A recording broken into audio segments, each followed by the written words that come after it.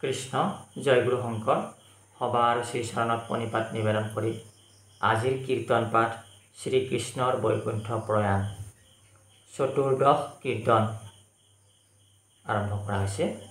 ঘোষা গোপাল হৰি কৰো প্ৰণাম নেৰুক মুখে রাম কৃষ্ণ নাম রাম গোপাল হরি করু প্রণাম নেরুক মুখে রাম কৃষ্ণ নাম। কৃষ্ণ পদ হে রাম রাম রাম রাম আর কিবা সোধা রাজা মোরয় অৱস্থা সৰ্বনাশ ভৈলো কি কইব কথা বন্ধুৰূপী কৃষ্ণে ভৈলো বঞ্চিত কিমতে আবে সম্বৰিব চিত্ত আৰ যাহাক আশ্ৰয়ে দ্ৰুপদৰ ঘৰে জিনিলো ৰাজা গণ একেশ্বৰে মৎস্যক ভেদি পাইলো দ্ৰৌপদীক হেন কৃষ্ণ বিনে জীবন ধিক। কৃষ্ণ সবাৰ শ্ৰীচৰণত প্ৰণিপাত নিবেদন কৰা হৈছে। আৰু আজি আমাক শ্ৰীকৃষ্ণৰ বৈকুণ্ঠ প্ৰয়াণ চতুৰ্দশ কীৰ্তন পদে আমাক জানিবলৈ দিছে যে অৰ্জুনে ৰজা যুধিষ্ঠিৰক কৈছে যে কিবা সোধা ৰাজা মোৰ অৱস্থা। অৰ্জুনৰ মলিন মুখ, অৰ্জুনৰ দুখময় শৰীৰ, অৰ্জুনৰ অতি অৱস্থা বেয়া, শুকান মুখ। এই অৱস্থা দেখি যুধিষ্ঠিৰ মহাৰাজে বাৰে বাৰে সুধি আছিল, কিয় তোমাৰ এনেকুৱা অৱস্থা হৈছে, কিয় তোমাৰ এনেকুৱা অৱস্থা হৈছে, বাৰে বাৰে সুধি আছিল। আৰু দ্বাৰকাৰ পৰা তুমি কৃষ্ণৰ খবৰ ল'ব গৈছিলা, কৃষ্ণৰ বাতৰি আনিব গৈছিলা। গতিকে এই কৃষ্ণৰ খবৰ, কৃষ্ণৰ বাতৰি, দ্বাৰকাৰ খবৰ সমস্তবিলাক আমাক কোৱা দিয়া। তেতিয়া অৰ্জুনে ৰজাক সম্বোধন কৰি কৈছে, হে মহাৰাজ, কি সোধা তুমি মোক আৰু কথা? মোৰ কি অৱস্থা হৈছে যে মই সৰ্বনাশ হৈ গ'লোঁ, আমিবিলাক সৰ্বনাশ হৈ গ'লোঁ। বন্ধুৰূপী কৃষ্ণে ভৈলো বঞ্চিত। বন্ধুৰূপী কৃষ্ণ, মই আজি বঞ্চিত হৈ গ'লোঁ। মোৰ লগত আৰু কৃষ্ণ নাই, মোৰ লগত নহয়, দ্বাৰকাতো নাই, ক'তো নাই কৃষ্ণ। মই কৃষ্ণৰ পৰা বঞ্চিত হ'লোঁ।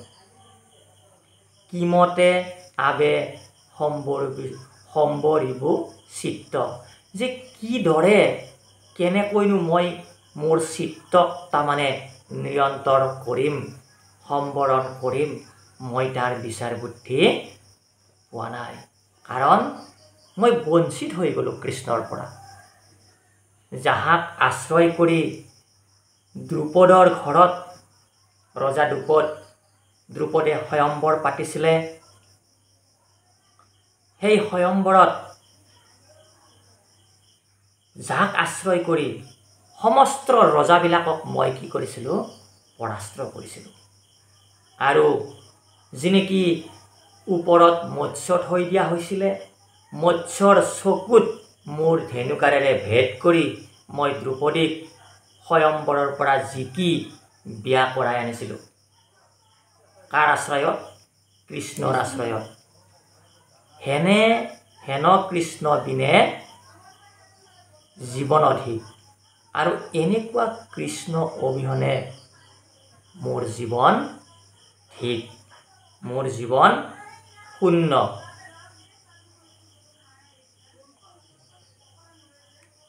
আৰ দহিলো খন্দাব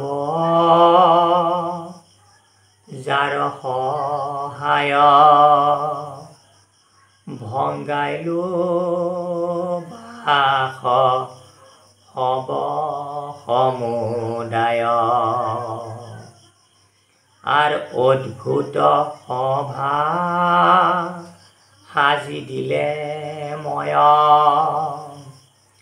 কৰিলো ৰাজসূয় জাত গয়। আৰ এৰিলা গৈলা হেন কৃষ্ণে মোক, কৃষক জীৱ নযায় যমলোক। হৰক যুঁজিলো যাহাক গৈ, দিলা অস্ত্ৰ হৰে হুয়া বিস্ময়। যাৰ প্ৰসাদে ভৈলো স্বৰ্গগামী, ইন্দ্ৰৰো অৰ্ধাসন পাইলো আমি। আৰ এৰিয়া গৈলা হেন যদুৰায়, নেকে জিউ প্ৰভু নেকে জিউ এভো প্ৰাণ নযায়। দহিলো খাণ্ডৱ যাৰ সহায়। খাণ্ডৱ বন, খাণ্ডৱ নামৰ এখন বন আছিল। এই খাণ্ডৱ বনতে কি কৰিছিল? পঞ্চ পাণ্ডৱৰ ৰাজ্য নিৰ্মাণ কৰা হৈছিল। আৰু এই খাণ্ডৱ বনখন অতি জংঘল, সৰ্পৰ বাস আছিলে তাতে। খাণ্ডৱ বনত সৰ্পৰ বাস আছিলে আৰু অতি জংঘল, তাতে কোনেও নাযায়। এই খাণ্ডৱ বনতেই পঞ্চ পাণ্ডৱৰ ৰাজপ্ৰসাদ নিৰ্মাণ কৰা হৈছিলে। কাৰ অনুৰোধত, কাৰ কৃপাত? প্ৰভু ভগৱন্ত শ্ৰীকৃষ্ণৰ কৃপাত। এই খাণ্ডৱ বন জুইৰে পুৰি অৰ্জুনে চাফা কৰি দিছিলে। আৰু যি সৰ্প আছে সেই সৰ্পকো তাৰ পৰা খেদা হৈছিলে। আৰু ৰাজসূয় যজ্ঞ পাতিছিলে। ৰাজসূয় যজ্ঞ কাৰ প্ৰসাদত হৈছিলে? কৃষ্ণৰ প্ৰসাদত হৈছিলে। এৰিয়া গৈলা হেন কৃষ্ণ মোক, যে এনেকুৱা কৃষ্ণ মোক এৰি গ'ল, মোৰ পৰা আঁতৰি গ'ল, এনেকুৱা কৃষ্ণ অৰ্জুনে কৈছে।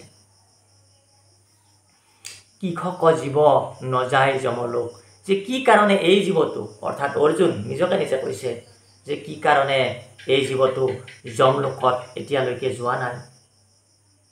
এই জীৱন মোৰ কি ধিক্কাৰজনিত। হৰক যুঁজিলো যাহাক গৈ, দিলা অস্ত্ৰ হৰে হুয়া বিস্ময়। আৰু হৰৰ লগতো মই যুদ্ধ কৰিছিলোঁ, মহাদেৱৰ লগতো যুদ্ধ কৰিছিলোঁ, মহাদেৱৰ পৰা অস্ত্ৰ প্ৰাপ্তিৰ কাৰণে। আৰু বিস্ময় হৈ হৰে সন্তুষ্ট হৈ কৃষ্ণৰ কৃপাত মোক হৰে কি কৰিলে? মহাদেৱে অস্ত্ৰ প্ৰদান কৰিলে। গতিকে কিছুমানে এইটো আনে যে অৰ্জুনে দেখোন হৰক তাৰমানে সন্তুষ্ট কৰিলে, তপস্যা কৰিলে, যুদ্ধ কৰিলে। কেনেকৈ এশৰণ এইটো? কেনেকৈ এশৰণ?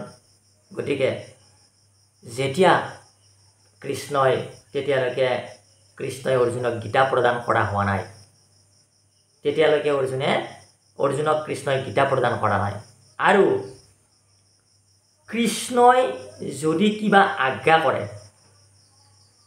সেইটোহে অৰ্জুনে কৰে অৰ্জুনে কৃষ্ণকে ভজনা কৰিছে কৃষ্ণৰ কৃপাত হৰৰ পৰা কি হৈছে অস্ত্ৰ লাভ কৰিছে আমিও আমাৰ তাৰমানে ধৰ্ম হ'ব আমিও কৃষ্ণক ভজনা কৰিব লাগিব একমাত্ৰ এক হৰণ একান্ত হৰণ এক কৃষ্ণ অন্য দেৱী দেৱ নকৰিবা হেব প্ৰসাদো নাখাইবা গৃহে নপখিবা ভক্তি হেব বেবিচাৰ গতিকে আমি এক কৃষ্ণ ধৰণ গ্ৰহণ কৰি কেৱল কৃষ্ণক ভজনা কৰিলে আমি যিমান দেৱ দেৱী আছে সকলোবিলাকৰ পৰাই আমি কৃপা পাম যদি আমি পৃথকে আমি ভজনা কৰোঁ তেতিয়া শাস্ত্ৰৰ মতে কৃপা নহ'ব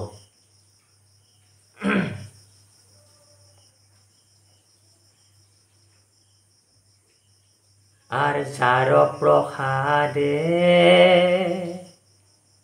ভৈলু স্বৰ্গগামী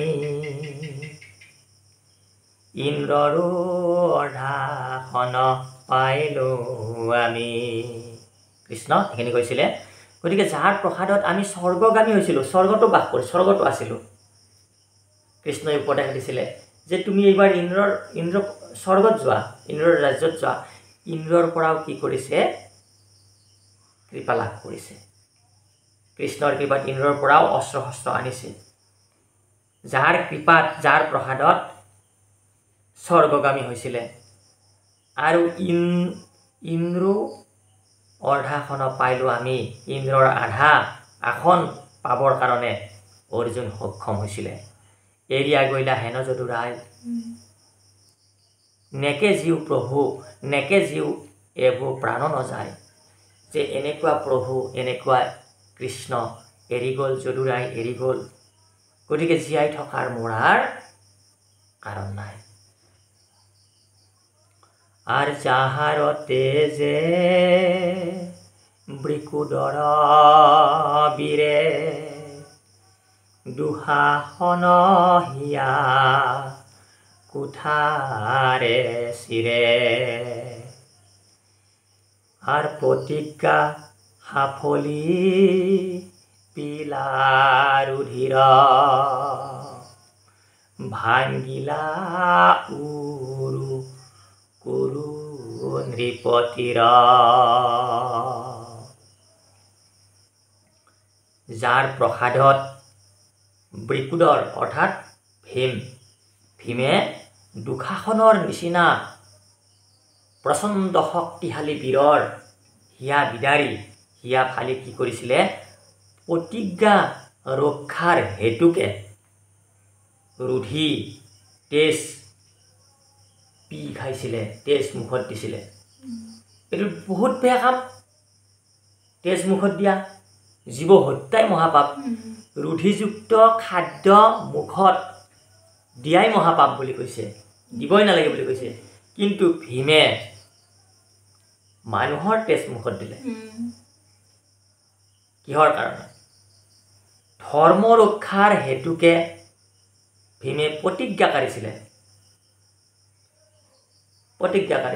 আৰু সেই প্ৰতিজ্ঞা ৰক্ষা কৰাৰ হেতুকে ভীমে দুশাসনৰ বুকু ফালি সেই তেজ খাইছিলে প্ৰতিজ্ঞা কাঢ়ি থৈছিলে আগতে গতিকে প্ৰতিজ্ঞা ৰক্ষা কৰাৰ হেতুকে এনেকুৱা হৈছিলে আৰু কৃষ্ণৰ কৃপাতেই প্ৰতিজ্ঞা ৰক্ষা কৰিবৰ কাৰণে ভীম সফল হৈছিলে আৰু কুৰু নৃপতি অৰ্থাৎ দুৰ্যোধনৰ উৰু ভাঙিছিলে কৃষ্ণৰ কৃপাত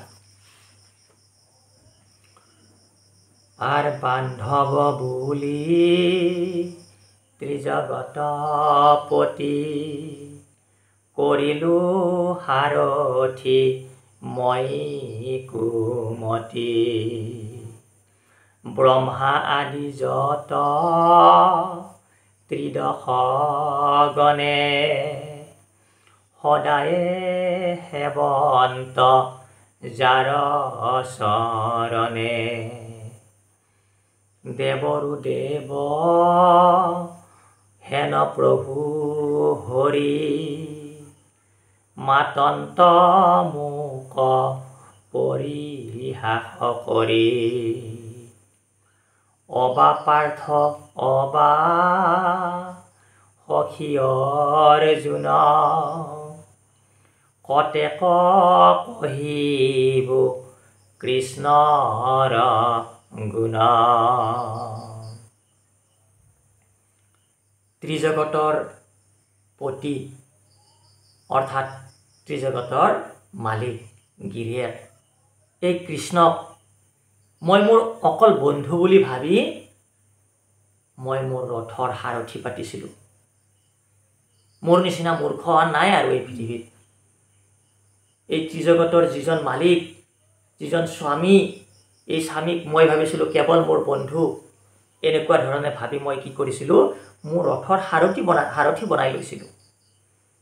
যিজনক ব্ৰহ্মা আদি কৰি যিমান ত্ৰিজগতত দেৱতা আছে, ব্ৰহ্মাকে কৃষ্ণৰ পিছতেই ব্ৰহ্মাক শ্ৰেষ্ঠ হিচাপে ধৰা যায়। গতিকে এই ব্ৰহ্মাকে আদি কৰি যিমান দেৱতা আছে সমস্ত দেৱতাগণে ভগৱান কৃষ্ণক অনবৰতে সেৱা ভজনা কৰি থাকে। আৰু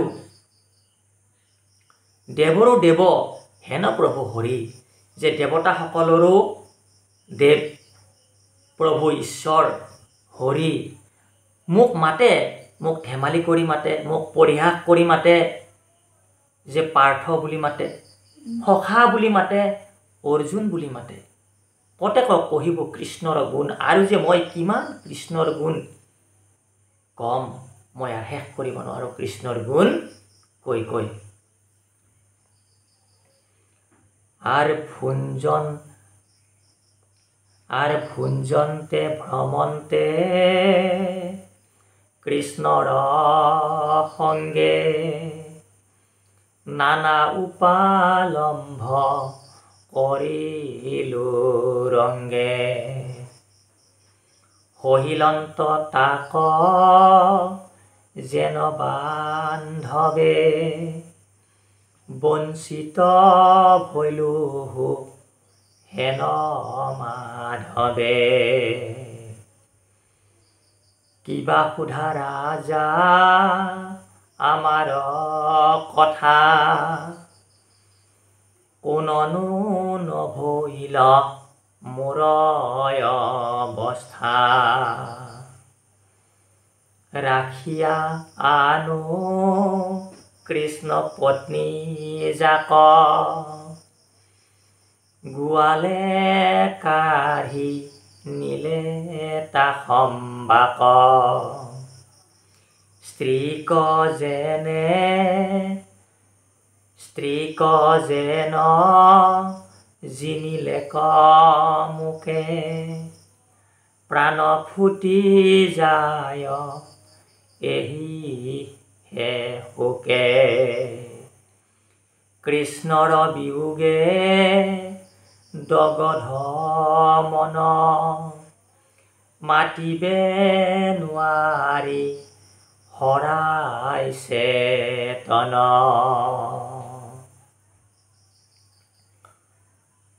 ভুঞ্জন্তে ভ্ৰমন্তে কৃষ্ণৰ সংগে, খাওঁতে ফুৰোতে কৃষ্ণৰ লগত নানান ধেমালি ধুমুলা কৰি ৰংগ কৰি থাকিলোঁ। আৰু এই সমস্তবিলাক ধেমালি ধুমুলা ৰংগ সহিলন্ত তাক যেন বান্ধৱে, কৃষ্ণই সকলোবিলাক ধেমালি সহ্য কৰি থাকিল বান্ধৱ হিচাপে, বন্ধু হিচাপে। আৰু কিবা সোধা ৰাজা আমাৰ কথা, হে ৰাজা যুধিষ্ঠিৰ, কি সোধা আমাৰ কথা, কোননো নভৈল মোৰ অৱস্থা, মোৰ অৱস্থানো কি হ'বৰ কাৰণে আৰু বাকী থাকিল, মোৰ কি হোৱা নাই, তাৰমানে দুৰৱস্থা দুৰ্দশা কি আৰু হোৱা নাই, মোৰ অৱস্থা কি হ'বৰ কাৰণে বাকী থাকিল, মই আৰু কৈ লাভ নাই।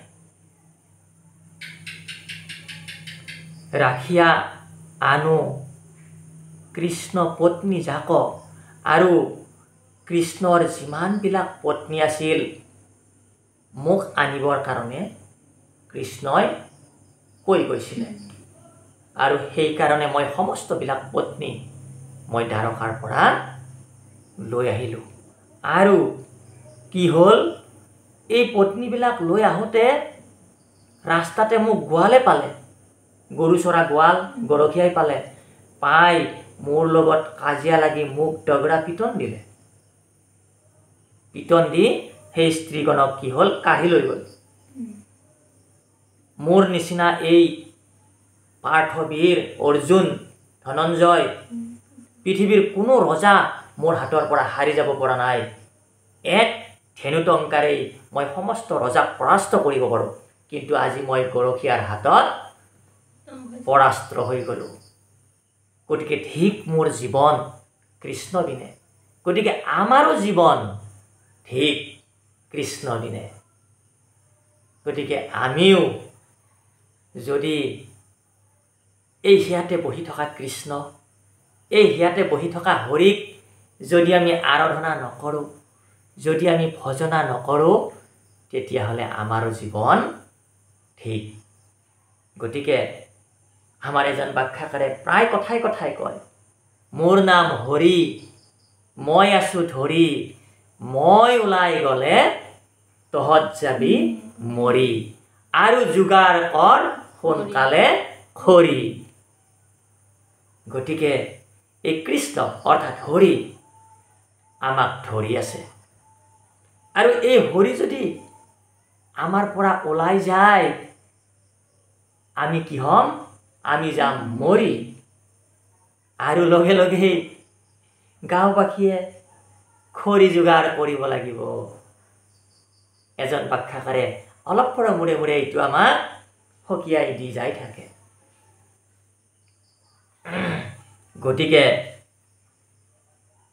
মই গৰখীয়াৰ হাতত পৰাস্ত হ'লোঁ। এই সমস্ত স্ত্ৰীক গৰখীয়াসকলে মোক পৰাস্ত কৰি লৈ গ'ল।